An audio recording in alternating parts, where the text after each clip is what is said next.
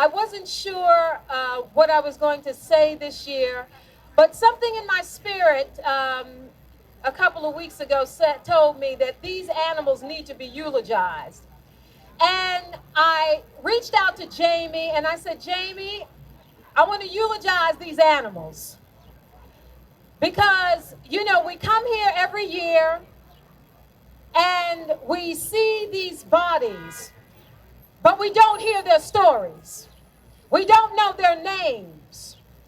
And unless you know someone's story, sometimes it can be easier to forget. And it's not just about us, because we stand here, we know these animals were important. Many of us are vegan.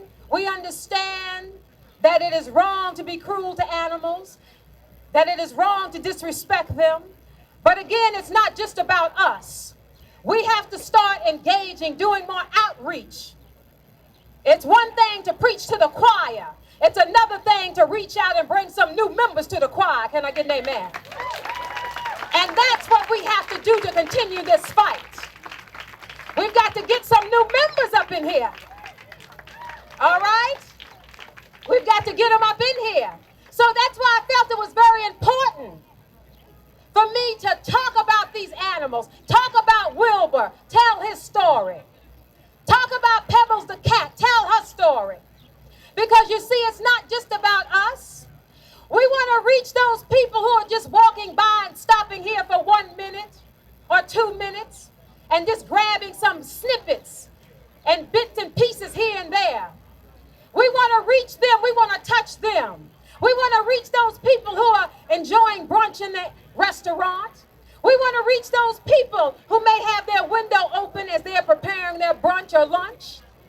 We want them to hear these stories so that the next time they go in Starbucks and get that mocha choco laca, frappuccino, bambino, or whatever the hell they're selling this week, and they pour all that cream and that half and half and that milk up in there. They understand that that milk and cream came from a cow who has a story.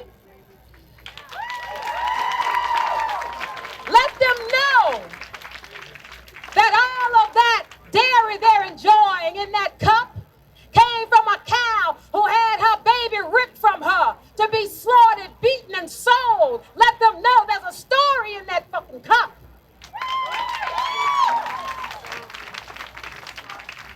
Excuse my French, but sometimes my blood boils when I talk about this.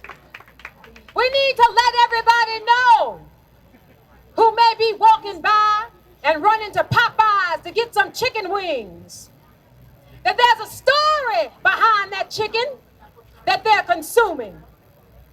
There's a lot of pain that they are about to eat and ingest. We need to let them know that they're eating death and destruction. And sometimes you wonder, I hear people in New York always complain and talk about, I can't sleep, I've got to take an Ambien. I got to take an Advil PM, I can't go to sleep. I haven't been to sleep in 2 days, I'm so tired.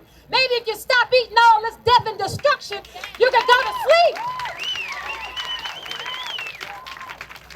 You can't go to sleep when your spirit is unrestful and this all messed up.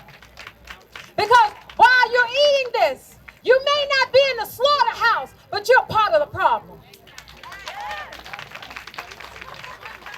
If you want to have a restful night's sleep, if you want to have a happy day, stop being a part of the dairy industry, of the meat industry. Stop buying that. Stop consuming that. And then we will be on our way to sleeping like babies again. But again, it's an honor to be here. I do wish for a day when we don't have to come here every year to honor these animals. And that will soon come. Remember, in